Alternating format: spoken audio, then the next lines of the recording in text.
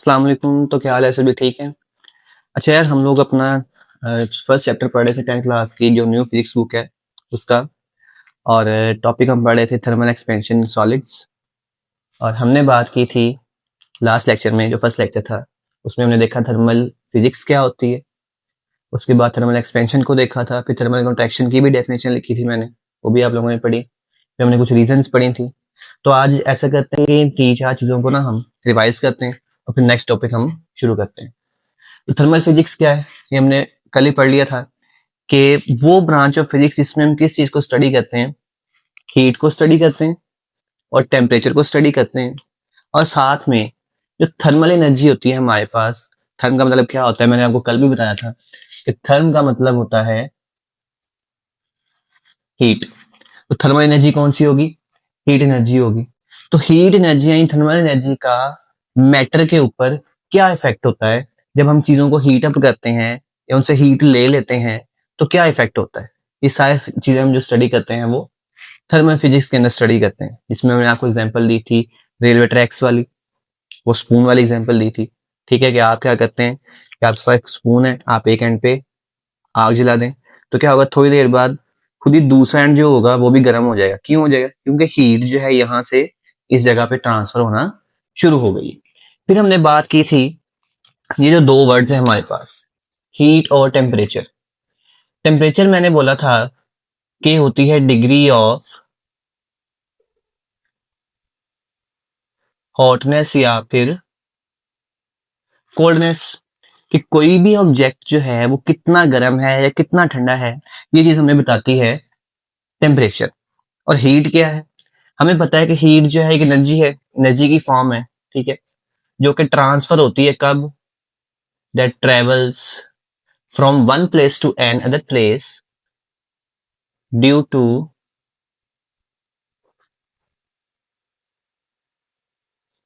Temperature difference. तो ये सारी कल वाली बातें, कोई नई बात नहीं है। कि हीट क्या है? एक फॉर्म ऑफ एनर्जी है जो एक जगह से दूसरी जगह ट्रेवल करती है। कब करती है? जब दो पॉइंट्स के दरमियान या दो ऑब्जेक्ट्स के दरमियान क्या होगा? टेम्परेचर का डिफरेंस होगा। और टेम्परेचर क्या चीज होती है? कोई ऑब्जेक्ट कितना गर्म है या कितना ठंडा है। जैसे वो स्पून वाला एग्जाम्पल है कि जब आप यहाँ पे आग जलाओगे तो ये वाला एंड जो है ज्यादा गर्म हो जाएगा, ये ठंडा रहेगा अभी। तो हीट यहाँ से यहाँ पे ट्रांसफर होना शुरू हो जाएगी। ठीक है, उसके बाद हम बात करते हैं थर्मल एक्सपेंशन की। तो थर्मल एक्सपेंशन की डेफिनेशन भी हमने कल पढ़ ली थी। The change in length, area और volume of solid when it is heated. Thermal expansion का मतलब क्या है? थर्म का मतलब दोबारा से हीट, और एक्सपेंशन का मतलब होता है एक्सपेंड करना, फैलना। ठीक है, तो थर्मल एक्सपेंशन का मतलब ये है कि जब भी हम किसी सॉलिड ऑब्जेक्ट को हीट अप करेंगे तो हीट अप करने पे क्या होगा, वो थोड़ा सा एक्सपेंड करेगा। तो मैंने लिख दिया था चेंज इन लेंथ, एरिया और volume of solid when it is heated, कि जब हम किसी भी सॉलिड को हीट अप करेंगे तो उसकी लेंथ, एरिया या वॉल्यूम में अगर चेंज आ जाता है तो हम क्या कहते हैं, वो थर्मली एक्सपैंड हुआ है। इस पूरे प्रोसेस को हम कहते हैं थर्मल एक्सपेंशन। इसके हमने कल कुछ रीजंस भी पढ़ी थी। इसमें फर्स्ट वाली है हमारे पास, जैसे हम हीट अप करेंगे, जैसे ही हम हीट अप करेंगे तो हीट अप करने से क्या होता है, किसी भी ऑब्जेक्ट का टेम्परेचर जो है वो बढ़ जाएगा, राइज कर जाएगा। जब टेम्परेचर राइज करेगा तो उस ऑब्जेक्ट के जो पार्टिकल्स होंगे उनकी काइनेटिक एनर्जी बढ़ जाएगी, उनकी काइनेटिक एनर्जी बढ़ जाएगी। और हमने पढ़ा है काइनेटिक एनर्जी क्या होती है? Energy due to motion. हमने पढ़ा हुआ है 9th क्लास में काइनेटिक एनर्जी की डेफिनेशन, क्या होता है kinetic energy? Energy due to motion. ठीक है, मतलब ये कि जैसे हीट अप किया, टेम्परेचर बढ़ा, टेम्परेचर बढ़ने से उस ऑब्जेक्ट के जो पार्टिकल्स हैं, जो एटम्स हैं, उनकी काइनेटिक एनर्जी बढ़ गई। जब काइनेटिक एनर्जी बढ़ेगी तो क्या होगा, वो तेजी से मूव करेंगे और स्प्रेड होंगे, फैलेंगे।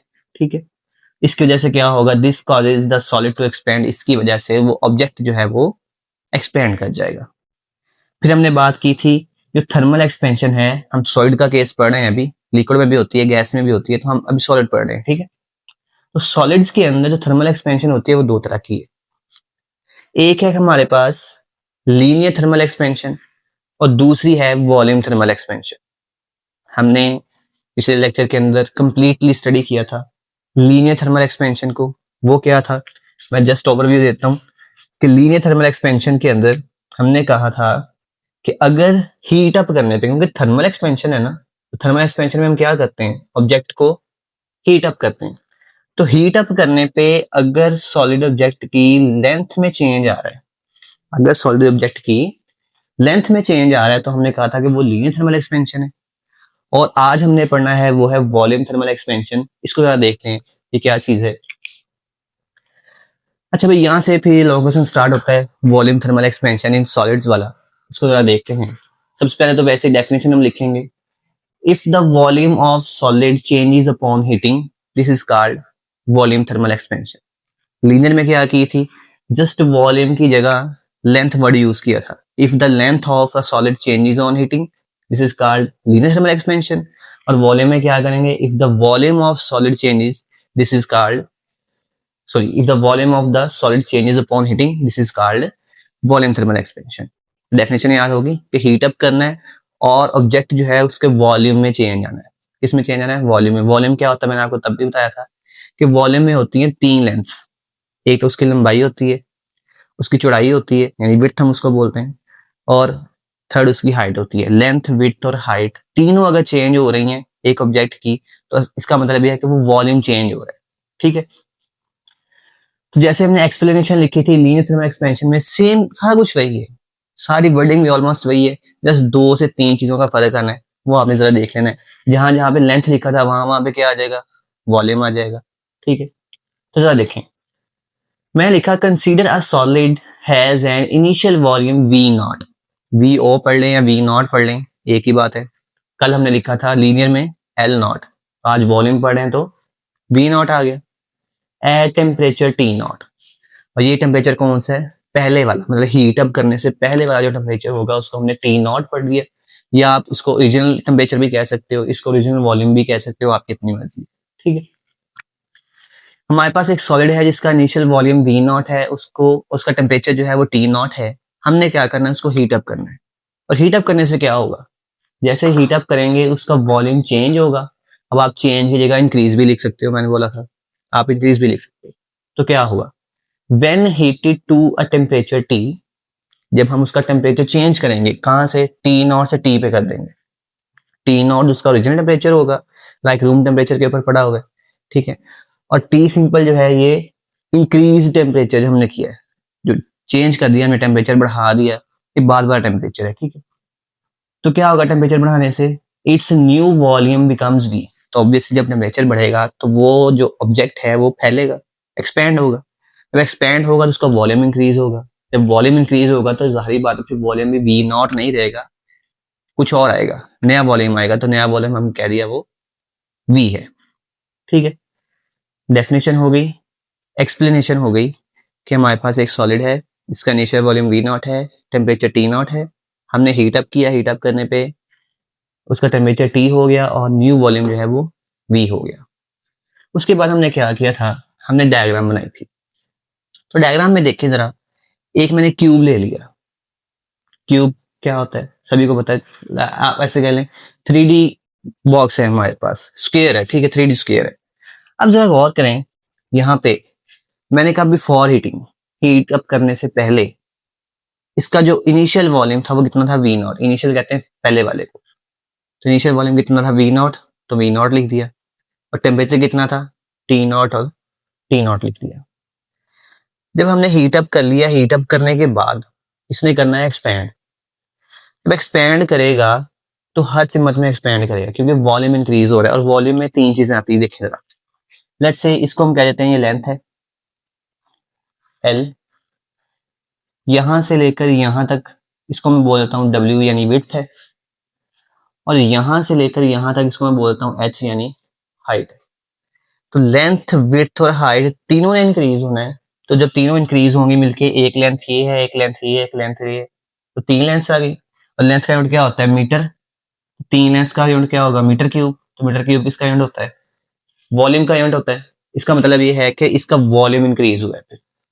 अब बात समझ में आ गई। तो गर्म करने के बाद, हीट अप करने के बाद जो वॉल्यूम बन गया वो वी बन गया, और टेम्परेचर हमने जो बढ़ा दिया था वो टी तक बढ़ा दिया था। ठीक है, सारी वर्डिंग वही है जो लीनियर थर्मल एक्सपेंशन की थी, बस जहां जहां पे वॉल्यूम आ रहा है वहां वहां पे आपने लेंथ कर देनी है, ठीक है। अब क्या बताना देखें, so the increase in volume is, हमने फाइंड क्या करना, सबसे पहले तो ये देखो हमने फाइंड करनी है वो बाद वाला वॉल्यूम हमने फाइंड करना है। जब हीट अप कर लिया, हीट अप करने के बाद जो नया वॉल्यूम आया हमने वो निकालना है। अच्छा अभी जरा देखें, हमने निकालना है जी increase in volume. Increase in volume कह लें या चेंज इन वॉल्यूम कह लें, एक ही बात है, ठीक है। मैथमेटिकली जैसे हमने कल लीनियर थर्मल एक्सपेंशन में लिखा था, सेम वैसे ही इसमें करना है वॉल्यूम थर्मल एक्सपेंशन में।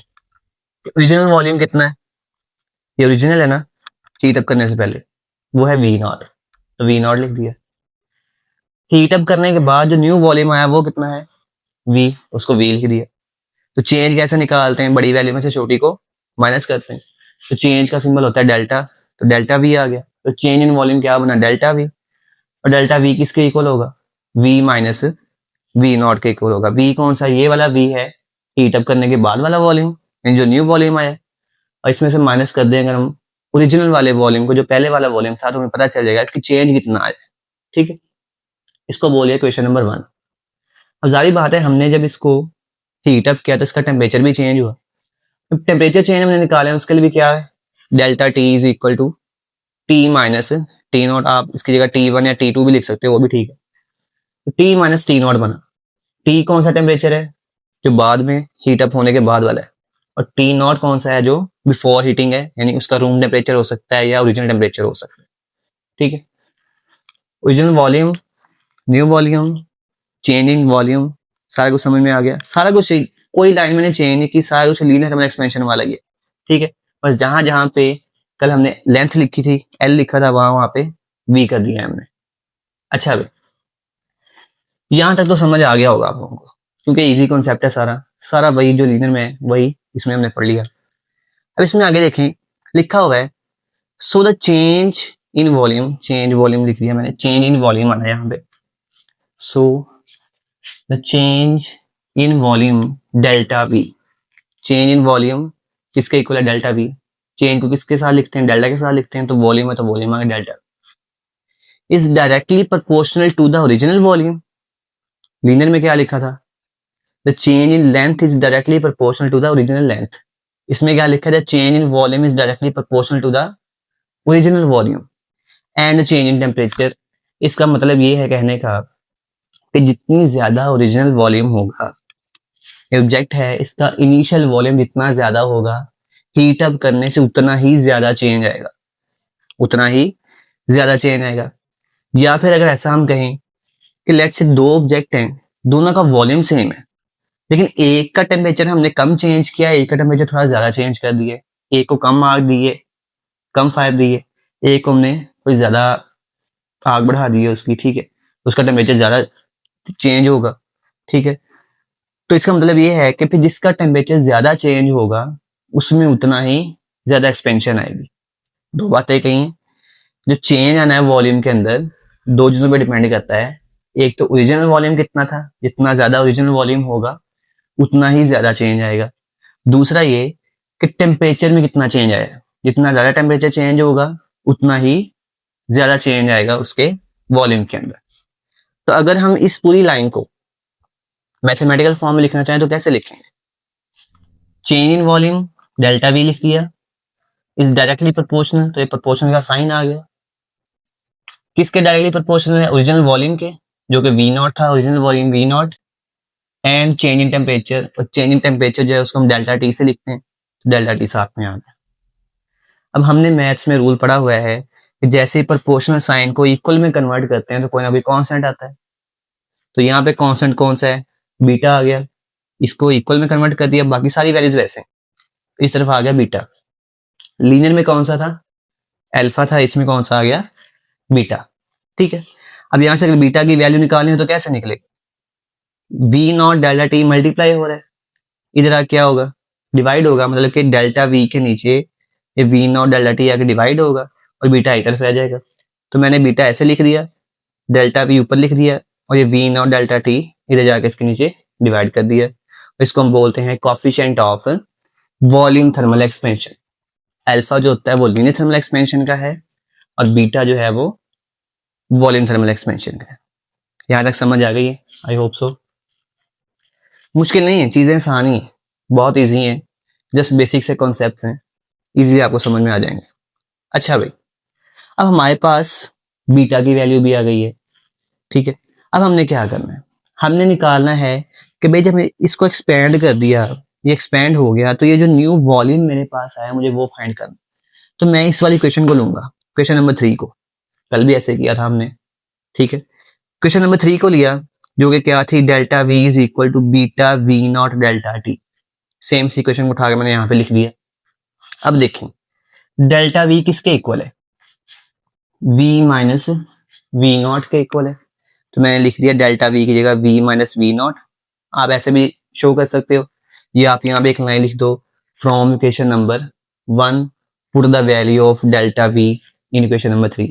तो इतना ज्यादा लंबा लिखने के बजाय सिंपल आप ऐसे ब्रैकेट लगाएं, स्क्वायर ब्रैकेट लगाएं और ये साइन डालें और साथ में लिख देंगे डेल्टा वी जो है वो वी माइनस वी नॉट के इक्वल है। उसी जगह हमने ये लिख दिया, इक्वल वैसे आ गया, बीटा भी वैसे आ गया, वी नॉट भी वैसे आ गया, डेल्टा टी भी वैसे। अब हमें चाहिए simple V, simple V find करना है, न्यू वॉल्यूम वो फाइंड करना है जो सिंपल वी है। तो वी नॉट इधर माइनस का है, इधर क्या होगा, प्लस का होगा उधर जाके, तो इधर सिंपल वी बच गया, इक्वल वैसे ही वी नॉट इधर आके प्लस का हो गया और ये सारी वैल्यूज में प्लस हो जाएगी, तो बनेगा V naught plus beta V naught delta T. अब देखें इसमें भी वी नॉट है, इसमें भी वी नॉट है, तो इसको कॉमन निकाल लें, तो क्या बचेगा, ये वी वैसे ही आ गया, इक्वल भी वैसे ही आ गया। अब इसमें से वी नॉट बाहर आ गया तो 1 बच गया, यहाँ पे तो 1 लिख दिया, प्लस वैसे ही इस पूरी वैल्यू में से वी नॉट बाहर आ गया तो बन गया बीटा डेल्टा टी, तो वो साथ में वैसे लिख। तो ये हमारे पास जो इक्वेशन आई है ये हमें बताएगी कि भाई बाद में हीट अप करने के बाद में उस ऑब्जेक्ट का वॉल्यूम कितना आएगा। जो कल हमने पढ़ा था वो था लीनियर थर्मल एक्सपेंशन, उसमें क्या था, सारी इक्वेशन यही थी, फर्क इस चीज का था, v की जगह क्या था, l था, और बीटा की जगह क्या था, एल्फा था, बाकी सारा कुछ सेम है। इवन जो एक्सप्लेनेशन मैंने लिखी है जहाँ पे वी नॉट और ये वी लिखा है सारा कुछ वही है, बस जहां जहां पे वॉल्यूम आ रहा है, कल लेंथ आ रही थी, आज वहां पे वॉल्यूम लिख दिया हमने, ठीक है। ठीक है हमारे पास, यहाँ तक समझ आ गया होगा आप लोगों को।